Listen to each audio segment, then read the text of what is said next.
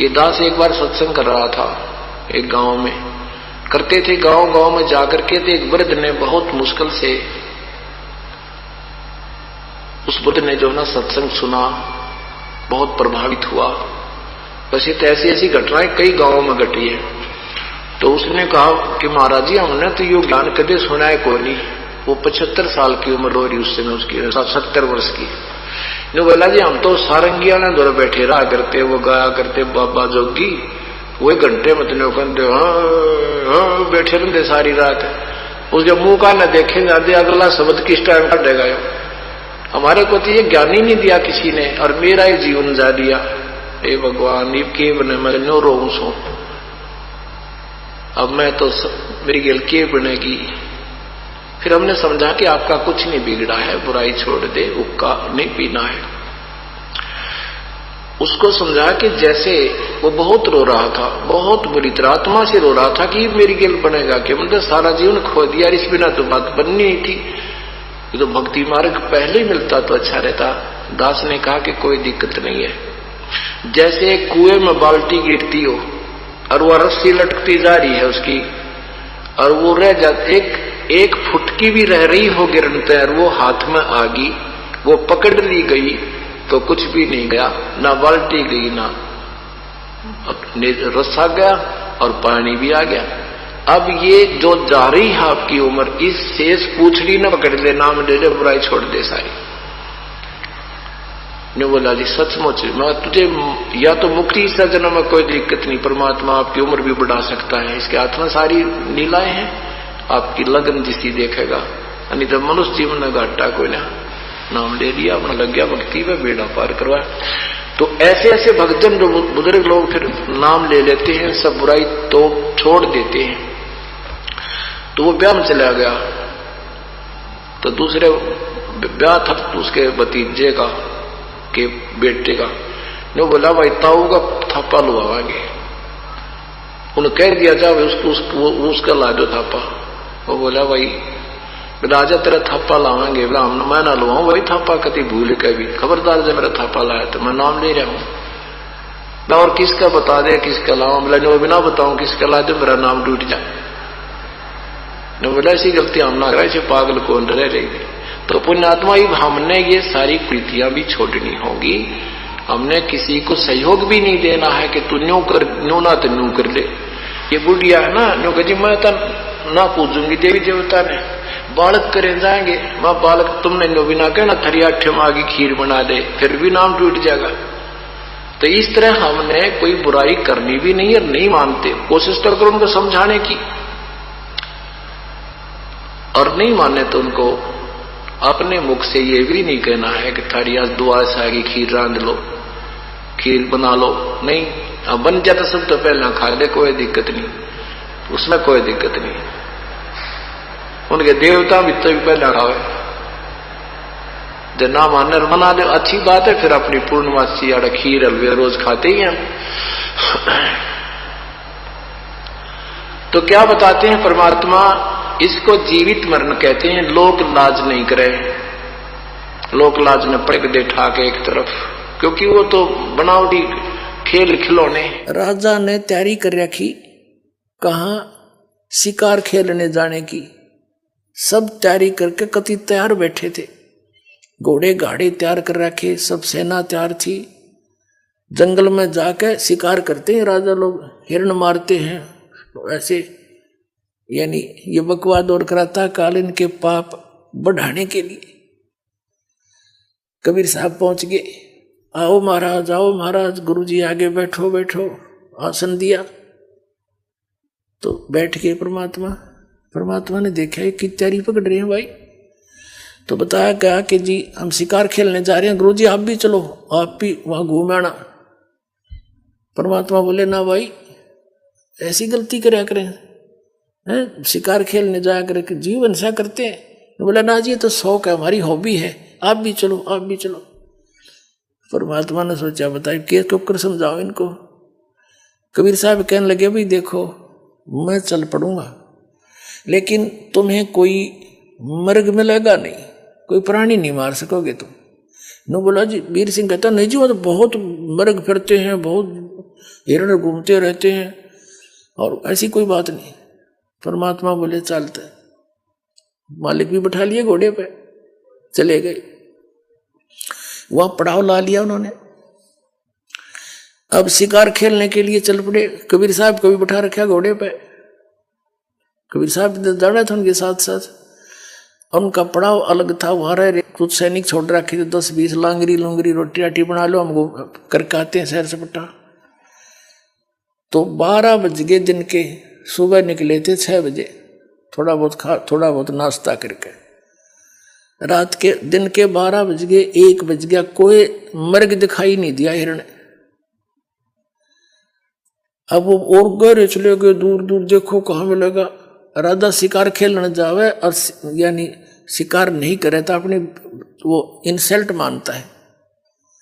तब परमात्मा ने क्या करा, एक हिरण बनाया, अपनी शक्ति से भेजा, और वो हिरण दिखाई दिया चारों तरफ सैनिक राजा साथ में।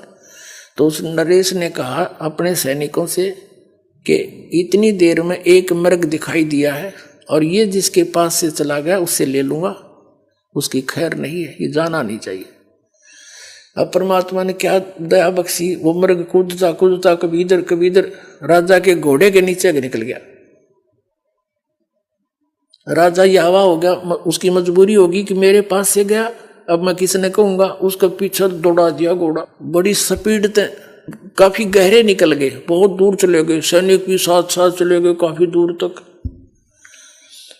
अब वहां जाकर तो क्या देखा कि वहां कोई जल नहीं, और सबको भयंकर प्यास लग गई, भूख लग गई, जल बिना भोजन बना नहीं और प्यास बुझे नहीं। अब सब सैनिक भेजे इधर उधर के, जाओ जल की खोज करो। अब कोई इधर गया कोई इधर गया, दूर तक देख कर आगे घोड़ों पर कहने लगे महाराज कहीं आसपास जल नहीं है। परमात्मा बैठे थे कबीर जी, उन्होंने कहा भाई इस पहाड़ पर देखा हो ना, शायद इधर मिल जाओ। पहाड़ पर काफी अच्छी ऊंची पहाड़ी थी। अब और कहने लगे महाराज यहाँ प्लेन में तो कितना जल मिला नहीं, समतल में, पहाड़ पर कहाँ से जल होगा। एक वजीर समझदार सा था, वृद्ध था, वो कहने लगा भाई संत की बात पर कुछ गौर करा करें, ये देखा हो क्या दिक्कत से जब कह संकेत कर रहे हैं। तो 2-3 घोड़े पर ऐसे घूमते घूमते शिखर पर पहुंचे। बहुत बड़ा क्षेत्र हुआ, ऊपर प्लेन, एक सरोवर बीच में, सुंदर जल का, निर्मल जल, स्वच्छ और मीठा, और सुंदर बाग लाग रहा, सेब संतरे अंगूर काजू किशमिश के हर तरह की लद पद हो रहे। उन्होंने वहीं से आवाज लगाई आ जाओ जल भी है, बाग है बहुत सुंदर। अब सभी जाकर पहुंच गए वहां पर। अब सभी ने पहले जल पिया, फिर तोड़ तोड़ के सेब संतरे काजू किस्मत सेब खूब छके। अन्यों कहे इसे मीठे तो कदे देखे नहीं, ये भगवान यहाँ देख प्रकृति का, परमात्मा की लीला, यहाँ कैसे बाग लगा हुआ है। सभी बतला रहे हैं आपस में कि यहाँ ऐसे स्थान पर है तभी तो कोई पहुंचा नहीं, ये सब लदपद है, किसी ने छेड़ा नहीं, हमारे लिए ही दया बख्शी है भगवान ने। अब वो छक लिए और तोड़ ताड़ के और भी फल अंगूर और अपने सब ने घोड़ा पर लाद लिए चलने के लिए, रस्त घर के लिए चल पड़े। चलो वापस। कबीर साहब भी चल रहे हैं, एक घोड़े पर कबीर साहब बैठा रखे हैं, एक पर राजा बैठा है। एक थोड़ी सी दूर जाकर के राजा कहता है हे गुरुदेव, देखो परमात्मा की कैसी लीला, इस पहाड़ के ऊपर बगीचा और कैसा बाग, कैसी मेवा, कैसा सुंदर जल। देखो पीछे देखा, सैनिक भी देखने लगे, राजा देख रहा था, वहां कुछ भी को नहीं, सूखे पत्थर पड़े। एकदम सारे वापस खड़े हो गए, वहां घूमा धक्के खाओ, कहाँ गया वो जल कहाँ गया, वो मेवा कहाँ गई। परमात्मा बोले जहां से आई थी वहां गई भाई।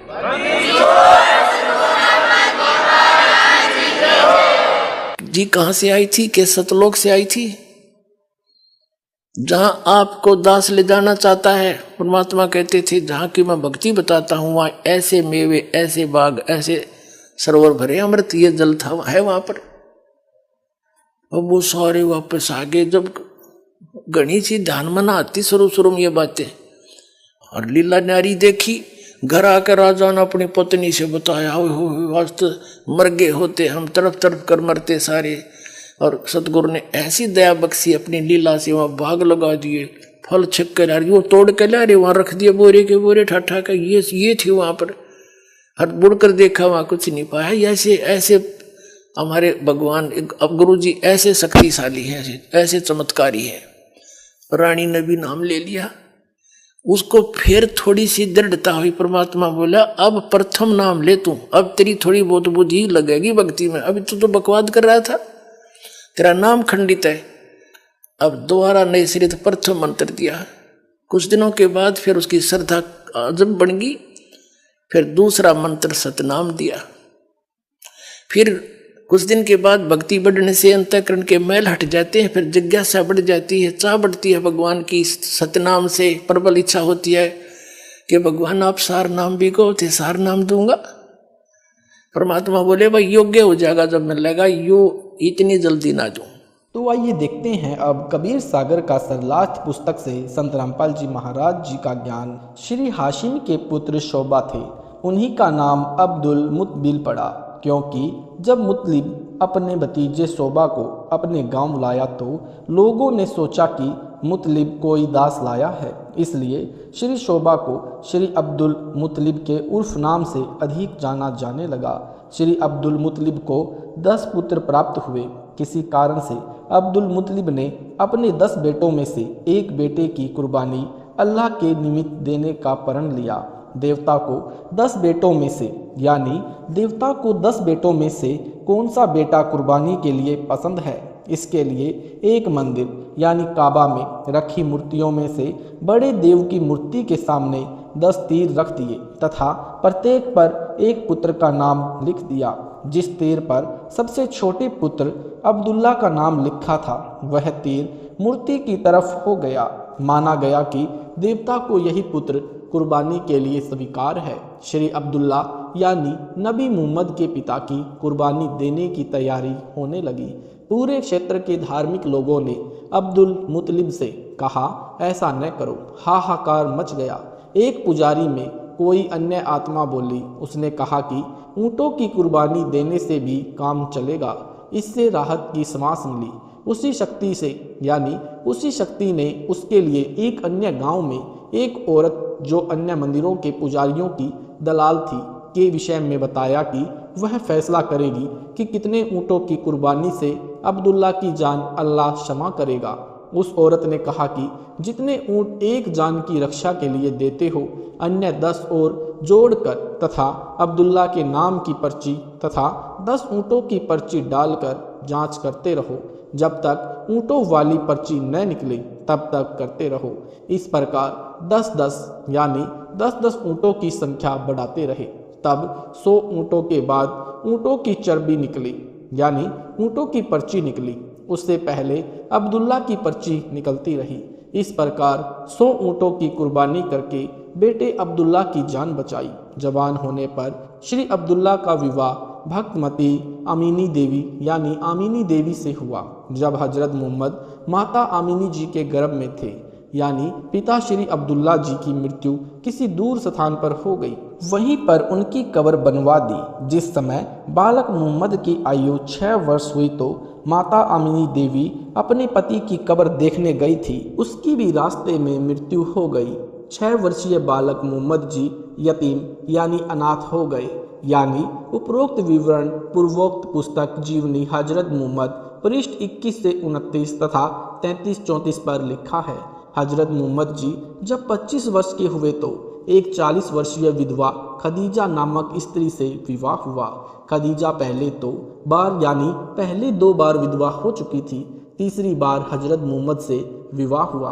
वह बहुत बड़े धनाढ्य घराने की औरत थी। यानी यह विवरण पूर्वोक्त पुस्तक के पृष्ठ 46, 51, 52 पर लिखा है। हजरत मोहम्मद जी को संतान रूप में खदीजा जी से 3 पुत्र तथा 4 बेटियां प्राप्त हुई। तीनों पुत्र number 1 Qasim, number 2 Tayyab, number 3 Tahir आप यानी हजरत मोहम्मद जी की आंखों के सामने मृत्यु को प्राप्त हुए। केवल 4 लड़कियां शेष रही, यानी पूर्वोक्त पुस्तक के पृष्ठ 64 पर यह उपरोक्त विवरण लिखा है। एक समय प्रभु प्राप्ति की तरफ में हजरत मोहम्मद जी नगर से बाहर एक गुफा में साधना कर रहे थे। एक जिब्राइल नामक फरिश्ते ने हजरत मोहम्मद जी का गला घोंट घोंट कर बलात कुरान शरीफ का ज्ञान समझाया। हजरत मोहम्मद जी को डरा धमकाकर अव्यक्त माना जाने वाले प्रभु का ज्ञान दिया गया। उस जिब्राइल देवता के डर से हजरत मोहम्मद जी ने वह ज्ञान याद किया। इस प्रकार मोहम्मद साहब जी को काल के भेजे फरिश्ते द्वारा इस ज्ञान को जनता में बताने को बाध्य किया गया। हजरत मोहम्मद जी ने अपनी पत्नी खदीजा जी को बताया कि मैं जब गुफा में बैठा था तो एक फरिश्ता आया। उसके हाथ में एक रेशम का रुमाल था, उस पर कुछ लिखा था। फरिश्ते ने मेरा गला घोंट कर कहा, इसे पढ़ो। मुझे ऐसा लगा जैसे मेरे प्राण निकलने वाले हैं। पूरे शरीर को भींचकर जबरदस्ती मुझे पढ़ाना चाहा।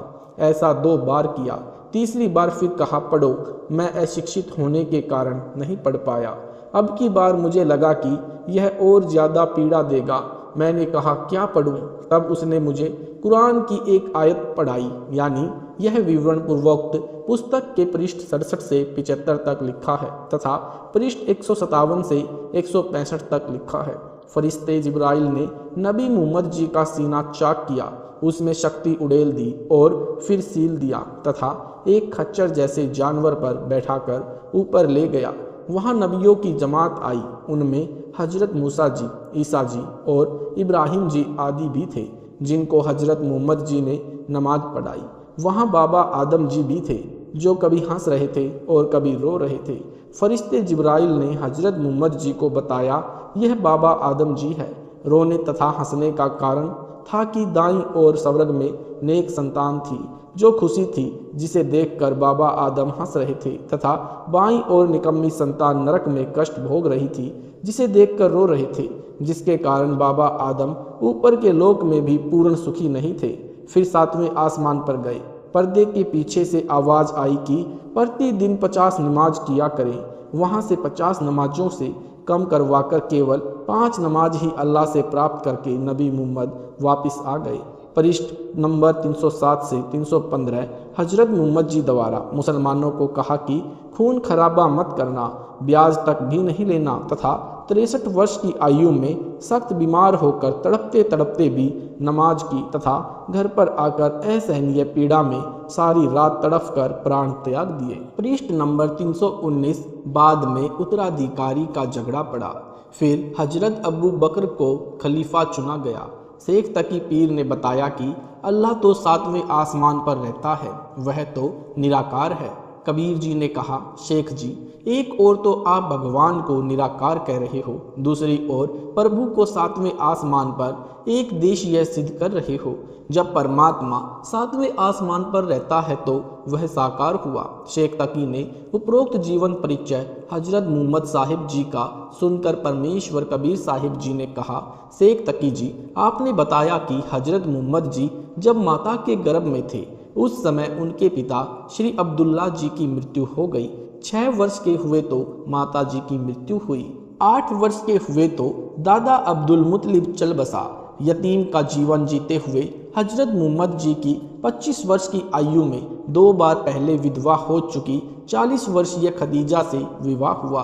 3 पुत्र तथा 4 पुत्रियां संतान रूप में हुई। हजरत मोहम्मद जी को जिब्राइल नामक फरिश्ते ने गला घोंट घोंट कर जबरदस्ती डरा धमकाकर कुरान शरीफ का ज्ञान तथा भक्ति विधि बताई, जो तुम्हारे अल्लाह द्वारा बताई गई थी। फिर भी हजरत मोहम्मद जी की आंखों के तारे तीनों पुत्र यानी काशिम, तैयब तथा ताहिर मृत्यु को प्राप्त हुए। विचार करें, जिस अल्लाह के भेजे हुए रसूल यानी नबी के जीवन में कहर ही कहर रहा, तो अन्य अनुयायियों को कुरान शरीफ व मजीद यानी मजीद में वर्णित साधना से क्या लाभ हो सकता है। हजरत मोहम्मद 63 वर्ष की आयु में 2 दिन असहाय पीड़ा के कारण दर्द से बेहाल होकर मृत्यु को प्राप्त हुआ। जिस पिता के सामने तीनों पुत्र मृत्यु को प्राप्त हो जाएं, उस पिता को आजीवन सुख नहीं होता। प्रभु की भक्ति इसलिए करते हैं कि परिवार में सुख रहे तथा कोई पाप कर्म दंड भोग्य हो वह भी डल जाए। आपके अल्लाह द्वारा दिया भक्ति ज्ञान अधूरा है। इसलिए सूरत फुरकानी 25 आयत 52 से 59 तक में कहा है कि जो गुनाहों को क्षमा करने वाला कबीर नामक अल्लाह है, उसकी पूजा विधि किसी तत्वदर्शी संत से देखो, यानी पूछो। कबीर परमेश्वर ने कहा, शेख तकी, मैं स्वयं वही कबीर अल्लाह हूँ, मेरे पास पूर्ण मोक्षदायक सर्व पाप नाशक भक्ति विधि है। इसलिए आपके समक्ष बादशाह सिकंदर लोदी आपके कारण भोग रहे कष्ट से मुक्त होकर सुख की सांस ले रहे हैं, जो आपकी भक्ति पद्धति से नहीं हो पाया। जैसा कि शेख तकी जी आपने बताया कि सब मनुष्यों का पिता हजरत आदम ऊपर आसमान पर, जिसको आप जन्नत यानी स्वर्ग कहते हो, वहाँ पर यानी जहाँ जिस लोक में जिब्राइल फरिश्ता हजरत मोहम्मद को लेकर गया था, कभी रो रहा था कभी हंस रहा था, क्योंकि उसकी निकम्मी संतान नरक में कष्ट उठा रही थी, उन्हें देखकर रो रहा था, तथा अच्छी संतान जो स्वर्ग में सुखी थी, उन्हें देखकर जोर जोर से हंस रहा था। विचारणीय विषय है कि पवित्र ईसाई धर्म तथा पवित्र मुसलमान धर्म के प्रमुख बाबा आदम ने जो साधना की, उसके प्रतिफल में जिस लोक में पहुंचा है, वहां पर भी चैन से नहीं रह रहा। इस लोक में भी बाबा आदम जैसे पुण्यात्माओं के प्रथम दोनों पुत्रों में राग द्वेष भरा था, जिस कारण बड़े भाई ने छोटे की हत्या कर दी। यहाँ पृथ्वी पर भी बाबा आदम महादुखी ही रहे, क्योंकि बड़े भाई ने छोटे को मार दिया, बड़ा घर त्याग कर चला गया। सैकड़ों वर्षों पश्चात बाबा आदम को एक पुत्र हुआ, जिससे भक्ति मार्ग चला है। जिस किसी के दोनों पुत्र ही बिछुड़ जाए, वह पिता सुखी नहीं हो सकता। यही दशा बाबा आदम जी की हुई थी। सैकड़ों वर्ष दुख झेलने के पश्चात एक नेक पुत्र हुआ। फिर बाबा आदम उस लोक में भी इसी कष्ट को झेल रहे हैं, जहां जाने के लिए आप भक्ति कर रहे हो। सरव नबी को, यानी सरव नबी जो पहले पृथ्वी पर अल्लाह के भेजे आए थे, वे यानी हजरत ईसा, हजरत इब्राहिम, हजरत मूसा आदि भी उसी स्थान में यानी उसी लोक में अपनी साधना से पहुँचे। वास्तव में वह पितृलोक है, उसमें अपने अपने पूर्वजों के पास चले जाते हैं। इसी प्रकार हिंदुओं का भी ऊपर वही पितृलोक है, जिनका संस्कार पितृ बनने का होता है। वह पितृ योनि धारण करके उस पितृलोक में रहता है, फिर पितृ वाला जीवन भोग कर फिर भूत तथा अन्य पशु व पक्षियों के योनियों को भी भोगता है। यह तो पूर्ण मोक्ष तथा सुख प्राप्ति नहीं हुई। अन्य वर्तमान के साधकों को क्या उपलब्धि होगी? पवित्र बाइबल में लिखा है कि हजरत आदम के काइन तथा हाबिल दो पुत्र थे। हाबिल भेड़ बकरियां पाल कर निर्वाह कर रहा था तथा काइन खेती करता था। एक दिन काइन अपनी पहली फसल का कुछ अंश प्रभु के लिए ले गया। प्रभु ने काइन की भेंट स्वीकार नहीं की, क्योंकि काइन का दिल पाक नहीं था। हाबिल अपने भेड़ का पैलोठा यानी मेमना बच्चा भेंट के लिए लेकर प्रभु के पास गया, जो प्रभु ने स्वीकार कर लिया। इस बात से काइन क्रोधित हो गया। वह अपने छोटे भाई हाबिल को बहकाकर जंगल में ले गया, वहां उसकी हत्या कर दी। प्रभु ने पूछा, काइन तेरा भाई कहाँ गया? काइन ने कहा, मैं क्या उसके पीछे पीछे फिरता हूँ, मुझे क्या मालूम। तब प्रभु ने कहा कि तूने अपने भाई के खून से पृथ्वी को रंगा है। अब मैं तुझे शाप देता हूँ कि तू रोजी के लिए भटकता रहेगा। विचार करने योग्य है कि जहाँ से दोनों पवित्र धर्मों यानी मुसलमान तथा ईसाई के पूर्वज मुखिया की जीवनी प्रारंभ होती है, वहीं से हृदय विदारक घटनाएं प्रारंभ हो गई। वास्तव में हजरत आदम के शरीर में कोई पितर आकर प्रवेश करता था। वही मांस खाने का आदि होने के कारण पवित्र आत्माओं को गुमराह करता था कि अल्लाह को भेड़ के बच्चे की भेंट स्वीकार है। दोनों भाइयों का झगड़ा करा दिया, हजरत आदम जी के परिवार को बर्बाद कर दिया। पवित्र बाइबल में साकार पूर्ण परमात्मा के विषय में वर्णन। उत्पत्ति ग्रंथ पृष्ठ 1 से 3। परमेश्वर ने 6 दिन में सृष्टि रची तथा 7वें दिन विश्राम किया। प्रभु ने 5 दिन तक अन्य रचना की। फिर 6वें दिन ईश्वर ने कहा कि हम मनुष्य को अपना ही स्वरूप बनाएंगे। फिर परमेश्वर ने मनुष्य को अपना ही स्वरूप बनाया, नर नारी करके उसकी सृष्टि की। फिर ईश्वर ने मनुष्यों के खाने के लिए केवल फलदार वृक्ष तथा बीजदार पौधे दिए, जो तुम्हारे भोजन के लिए हैं। 6 दिन में पूरा कार्य करके परमेश्वर ऊपर तख्त पर जा विराजा अर्थात विश्राम किया। ईश्वर ने प्रथम आदम बनाया, फिर उसकी पसली निकालकर नारी हव्वा बनाई तथा दोनों को एक वाटिका में छोड़कर तख्त पर जा बैठे। फिर पृष्ठ नंबर 8 पर लिखा है कि ईश्वर ने मनुष्य जाति के खाने के लिए फलदार पेड़ तथा बीजदार पौधे बनाए और वन प्राणियों के लिए यानी वन प्राणियों के लिए घास व पौधे बनाए। भगवान ने मनुष्य को अपना प्रतिरूप बनाया। इससे सब सिद्ध है कि भगवान यानी अल्लाह आकार में है और वह मनुष्य जैसा है। वह पूर्ण परमात्मा तो यहाँ तक रचना 6 दिन में करके 7वें दिन अपने सत्यलोक में तख्त पर विराजमान हो गया। इसके बाद अव्यक्त प्रभु यानी काल ज्योति निरंजन की भूल भुलैया प्रारंभ हो गई। पवित्र बाइबल में अव्यक्त साकार प्रभु यानी काल के विषय में वर्णन। पूर्ण परमात्मा ने 6 दिन में सृष्टि रचना करके विश्राम किया। तत्पश्चात अव्यक्त प्रभु यानी काल ने बागडोर संभाल ली। हजरत आदम तथा हजरत हव्वा यानी जो श्री आदम जी की पत्नी थी यानी हव्वा को कहा कि इस वाटिका में लगे हुए फलों को तुम खा सकते हो, लेकिन ये जो बीच वाले फल हैं इनको मत खाना, अगर खाओगे तो मर जाओगे। परमेश्वर ऐसा कहकर चला गया। उसके बाद एक सर्प आया और कहा कि तुम ये बीच वाले फल क्यों नहीं खा रहे हो। हव्वा जी ने कहा कि भगवान यानी अल्लाह ने हमें मना किया है कि अगर तुम इनको खाओगे तो मर जाओगे, इन्हें मत खाना। सर्प ने फिर कहा कि भगवान ने आपको बहकाया हुआ है। वह नहीं चाहता कि तुम प्रभु के सदृश ज्ञानवान हो जाओ। यदि तुम इन फलों को खा लोगे तो तुम्हें अच्छे और बुरे का ज्ञान हो जाएगा। आपकी आंखों पर से वह पर्दा हट जाएगा जो अज्ञानता का प्रभु ने आपके ऊपर डाल रखा है। यह बात सर्प ने हव्वा को कही जो कि आदम की पत्नी थी। हव्वा ने अपने पति हजरत आदम से कहा कि हम ये फल खाएंगे और हमें भले बुरे का ज्ञान हो जाएगा। ऐसा ही हुआ। उन्होंने वह फल खा लिया तो उनकी आंखें खुल गई तथा वह अंधेरा हट गया जो भगवान ने उनके ऊपर अज्ञानता का पर्दा डाल रखा था। जब उन्होंने देखा कि हम दोनों निवस्त्र हैं तो शर्म आई और अंजीर के पत्तों को तोड़कर अपने पर्दे पर बांधा।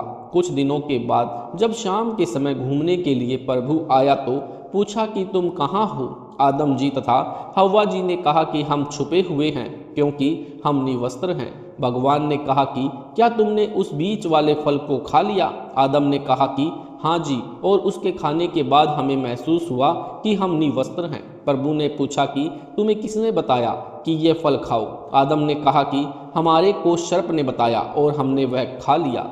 उसने मेरी पत्नी हव्वा को बहका दिया और हमने उसके बहकावे में आकर ये फल खा लिया। फिर योहा प्रभु ने आदम तथा उसकी पत्नी के लिए चमड़े के अंगरखे पहना दिए। अनेक प्रभुओं का प्रमाण। फिर योहा प्रभु ने कहा, मनुष्य भले बुरे का ज्ञान पाकर हम में से एक के समान हो गया है, इसलिए ऐसा न हो कि यह जीवन के वृक्ष वाला फल भी तोड़कर खा ले और सदा जीवित रहे। उत्पत्ति ग्रंथ के अध्याय 17 श्लोक यानी 17 श्लोक 1 में कहा है कि जब अब्राहिम 99 वर्ष का हो गया तब यहोवा ने उसको दर्शन देकर कहा, मैं सर्वशक्तिमान हूँ, मेरी उपस्थिति में चल और सिद्ध होता जा। फिर उत्पत्ति ग्रंथ के अध्याय 18 श्लोक 1 से 10 तथा अध्याय 19 1 से 25 में 3 प्रभुओं का प्रमाण है। उपरोक्त विवरण से स्पष्ट है कि आदम जी का प्रभु कह रहा है कि आदम को भले बुरे का ज्ञान होने से हम में से एक के समान हो गया है। इससे सिद्ध हुआ कि ऐसे प्रभु और भी हैं, जबकि ईसाई धर्म के श्रद्धालु कहते हैं परमात्मा एक है तथा यह भी प्रमाणित हुआ कि परमात्मा साकार है, मनुष्य जैसा है। उत्पत्ति ग्रंथ अध्याय 3 के श्लोक 23 व 24। इसलिए प्रभु ने आदम व उसकी पत्नी को अदन के उद्यान से निकाल दिया। काल प्रभु ने उनको उस वाटिका से निकाल दिया और कहा कि अब तुम्हें यहाँ नहीं रहने दूंगा और तुझे अपना पेट भरने के लिए कठिन परिश्रम करना पड़ेगा। और औरत को श्राप दिया कि तू हमेशा आदमी के अधीन रहेगी। यानी श्री मनु जी के पुत्र इक्ष्वाकु तथा इसी वंश में राजा नाभिराज हुए। राजा नाभिराज के पुत्र श्री ऋषभ देव जी हुए, जो पवित्र जैन धर्म के प्रथम तीर्थकर माने जाते हैं। यही श्री ऋषभ देव जी की पवित्र आत्मा बाबा आदम हुए। जैन धर्म के सदग्रंथ आओ जैन धर्म को जाने पृष्ठ 154 पर लिखा, आदम व हव्वा के संयोग से 2 पुत्र उत्पन्न हुए। एक का नाम काइन तथा दूसरे का नाम हाबिल रखा। काइन खेती करता था, हाबिल भेड़ बकरियां चराया करता था। काइन कुछ धूर्त था, परंतु हाबिल ईश्वर पर विश्वास करने वाला था। काइन ने अपनी फसल का कुछ अंश प्रभु को भेंट किया, प्रभु ने अस्वीकार कर दिया। फिर हाबिल ने अपने भेड़ के पहले मेमने को प्रभु को भेंट किया। इससे काइन को द्वेष हुआ तथा अपने छोटे भाई को मार दिया। कुछ समय के बाद आदम व हव्वा से एक पुत्र हुआ, उसका नाम सेत रखा। सेत को फिर पुत्र हुआ, उसका नाम एनोस रखा। उस समय से लोग प्रभु का नाम लेने लगे। विचार करें, जहाँ से पवित्र ईसाई व मुसलमान धर्म प्रथम पुरुष के वंश की शुरुआत हुई, वहीं से मार काट, लोभ और लालच द्वेष परिपूर्ण है। आगे चलकर इसी परंपरा में ईसा मसीह जी का जन्म हुआ।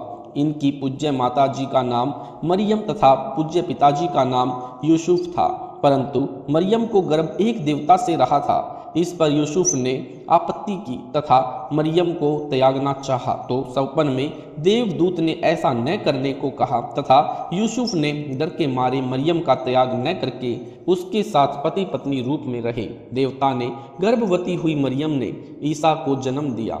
हजरत ईसा से पवित्र ईसाई धर्म की स्थापना हुई। ईसा मसीहा के यानी ईसा मसीह के नियमों पर चलने वाले भक्त आत्मा ईसाई कहलाए तथा पवित्र ईसाई धर्म का उत्थान हुआ। प्रमाण के लिए कुरान शरीफ में सुर मरियम 19 में तथा पवित्र बाइबल में मती रचित सुसमाचार मती 1:25 पृष्ठ नंबर 1 से 2 पर हजरत ईसा जी को भी पूर्ण परमात्मा सत्यलोक से आकर मिले तथा एक परमेश्वर का मार्ग समझाया। इसके बाद ईसा जी एक ईश्वर की भक्ति समझने लगे। लोगों ने बहुत विरोध किया, फिर भी वे अपने मार्ग से विचलित नहीं हुए, परंतु बीच बीच में ब्रह्म यानी ज्योति निरंजन के फरिश्ते हजरत ईसा जी को विचलित करते रहे तथा वास्तविक ज्ञान को दूर रखा। हजरत यीशु का जन्म तथा मृत्यु व जो भी चमत्कार किए वे पहले ब्रह्म यानी ज्योति निरंजन के द्वारा निर्धारित थे। यह प्रमाण पवित्र बाइबल में है कि एक व्यक्ति जन्म से अंधा था, वह हजरत यीशु मसीह के पास आया।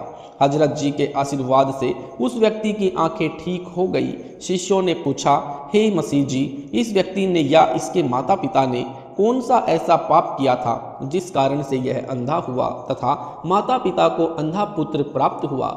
यीशु जी ने कहा कि इसका कोई पाप नहीं है जिसके कारण यह अंधा हुआ है तथा न ही इसके माता पिता का कोई पाप है जिस कारण उन्हें अंधा पुत्र प्राप्त हुआ। यह तो इसलिए हुआ कि प्रभु की महिमा प्रकट करनी है। भावार्थ यह है कि यदि पाप होता तो हजरत यीशु आंखें ठीक नहीं कर सकते थे। यह सब काल ज्योति निरंजन का सुनियोजित जाल है जिस कारण से उसके द्वारा भेजे अवतारों की महिमा बन जाए तथा आसपास के सभी प्राणी उस पर आसक्त होकर उसके द्वारा बताई ब्रह्म साधना पर अटल हो जाएं। जब परमेश्वर का संदेश वाहक आए तो कोई भी विश्वास न करे। जैसे हजरत ईसा मसीह के चमत्कारों में लिखा है कि एक प्रेत आत्मा से पीड़ित व्यक्ति को ठीक कर दिया। यह काल स्वयं ही किसी प्रेत तथा पितृ को प्रेरित करके किसी के शरीर में प्रवेश करवा देता है, फिर उसको किसी के माध्यम से अपने भेजे दूत के पास भेजकर प्रेत को भगा देता है। उसके अवतार की महिमा बन जाती है। या कोई साधक पहले का भक्ति युक्त होता है, उससे भी ऐसे चमत्कार उसी की कमाई से करवा देता है तथा उस साधक की महिमा करवाकर हजारों को उसका अनुयायी बनवाकर काल जाल में फंसा देता है तथा उस पूर्व भक्ति कमाई युक्त साधक की कमाई को समाप्त करवाकर नरक में डाल देता है। इस तरह का उदाहरण पवित्र बाइबल शमूएल नामक अध्याय 16, 14, 23 में है कि शाऊल नामक व्यक्ति को एक प्रेत दुखी करता था। उसके लिए बालक दाऊद को बुलाया जिससे उसको कुछ राहत मिलती थी, क्योंकि हजरत दाऊद भी ज्योति निरंजन का भेजा हुआ पूर्व शक्ति युक्त साधक पूर्व की भक्ति कमाई वाला था। जिसको जबूर नामक किताब ज्योति निरंजन यानी ब्रह्म ने बड़ा होने पर उतारी। हजरत ईसा मसीह की मृत्यु 30 वर्ष की आयु में हुई तो पूर्व ही निर्धारित थी। स्वयं ईसा जी ने कहा कि मेरी मृत्यु निकट है तथा तुम यानी मेरे 12 शिष्यों में से ही एक मुझे विरोधियों को पकड़वाएगा। उसी रात्रि में सर्व शिष्यों सहित ईसा जी एक पर्वत पर चले गए। वहां उनका दिल घबराने लगा। अपने शिष्यों से कहा कि आप जागते रहना, मेरा दिल घबरा रहा है, मेरा जी निकला जा रहा है, मुझे सहयोग देना। ऐसा कहकर कुछ दूरी पर जाकर मुंह के बल पृथ्वी पर गिरकर प्रार्थना की। वापिस चेलों के पास लौटे तो वे सो रहे थे। यीशु जी ने कहा, क्या तुम मेरे साथ एक पल भी नहीं जाग सकते? जागते रहो, प्रार्थना करते रहो, ताकि तुम परीक्षा में फेल ना हो जाओ। मेरी आत्मा तो मरने को तैयार है, परंतु शरीर दुर्बल है। इसी प्रकार यीशु मसीह ने 3 बार कुछ दूर जाकर प्रार्थना की तथा फिर वापिस आए तो सभी शिष्यों को 3 बार सोते पाया। ईसा मसीह के प्राण जाने को थे, परंतु चेले राम मस्ती में सोए पड़े थे। गुरु जी की आपत्ति का कोई गम नहीं। तीसरी बार भी सोए पाया तब कहा, मेरा समय आ गया है, तुम अब भी सोए पड़े हो। इतने में तलवार तथा लाठी लेकर बहुत बड़ी भीड़ आई तथा उनके साथ एक ईसा मसीह का खास यहूदा एक सरोती नामक शिष्य था, जिसने 30 रुपए के लालच में अपने गुरु जी को विरोधियों के हवाले कर दिया।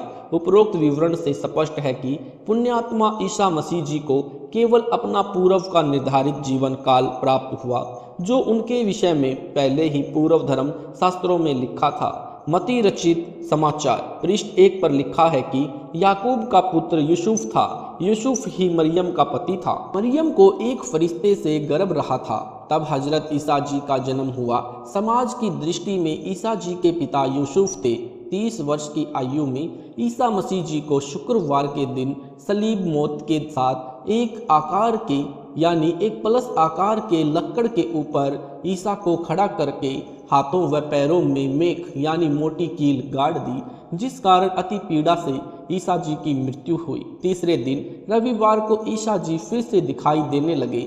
40 दिन यानी 40 दिन कई जगह अपने शिष्यों को दिखाई दिए, जिस कारण भक्तों में परमात्मा के प्रति आस्था दृढ़ हुई। वास्तव में पूर्ण परमात्मा ने ही ईसा जी के रूप में प्रकट होकर प्रभु भक्ति को जीवित रखा था। काल तो चाहता है यह संसार नास्तिक हो जाए, परंतु पूर्ण परमात्मा ने यह भक्ति वर्तमान समय तक जीवित रखनी थी। अब यह पूर्ण रूप से फैलेगी।